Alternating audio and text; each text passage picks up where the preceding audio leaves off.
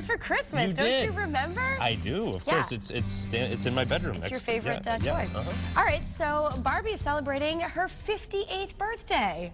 Happy birthday, Barbie! Seriously, Mattel introduced Barbie, the teenage fashion model, at the New York Toy Fair back on March 9th, 1959. How about that? Ruth Handler created the iconic doll and named it after her daughter, who played with paper dolls. So it's kind of hard to believe how it's transformed from paper dolls. Yeah, Barbie has had so many careers too, from an astronaut, a nurse, she was president, and she's got different characters. She has and Teresa's best friend. We have to drive that home.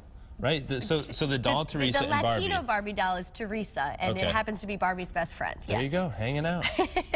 Did you have Ken dolls growing up? I did. I do have to admit, National Get Over It Day, I did play with Ken doll. My cousins, Megan and Heather, they had the Barbies. I was Ken, and I used to spray cologne on them. Oh, that's fun. Yeah, I guess. I just don't understand. All of them have the same smile. They're all like... They're a little plastic. You're right about that. Same hairdo as well. That's true.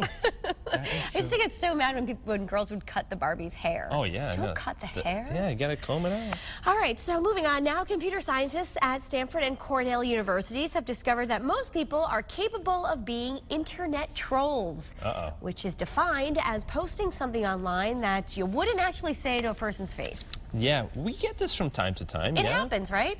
It does People like to be anonymous online, whether it's Facebook or Twitter. It seems like they have more of an opportunity to speak their mind. Yeah, and I look at it like you wouldn't just walk up to somebody, you know, say somebody's commenting on Teresa's dress, which sometimes it happens. Has happened, right? Good, there's bad. Imagine like running up to Teresa and say, "I hate your dress." You would have to run away so fast. How awkward would that be to say to somebody in real life? Right. I mean, someone told me the other day on Facebook they just couldn't stand my hair and I needed to do something with it. So there you go. I chopped it. Chopped a little of it. Because of that viewer? Not exactly because of that viewer, but it's just nasty sometimes. I mean, yesterday someone said we were clueless. They did say that. Why would somebody ever say that? Actually, yes. His name on Twitter was Umpire of Life. Out? Yeah, why not? It's all in good fun. Hey, Teresa and Ryan, have you ever seen two more clueless people in the world? Well, probably not. But he said that. But imagine walking up to somebody and saying that. It's one time, the worst one, you want to hear the worst one since we're talking about this? When I was pregnant, someone said, "You look like a circus act. It's time to call it a day." Wow. When I was very pregnant with Dante, probably about 3 weeks before I had him, I was a circus act. That's very nice. That one stuck with me. Yeah, what do you even say to that, I guess? But I wrote, "Thanks for watching." What can you say? Right, but I mean, the good news is if you put out good vibes online, they're equally, if not more powerful than the negativity. You would hope so, but I think there might be more negativity online. People just hide and they could say what they want. Well, let's hide and say good things, you know? I'm with you, Ryan. Let's do it. Let's start a trend here. Start it up. All right, so this is a really heartwarming reunion for a family. Their 12-year-old dog named Sage disappeared. The dog lost her sight a few months ago because of glaucoma and a tumor, and one day she just wandered off from her home in California. So right after 8 days, the family thought she was never coming back.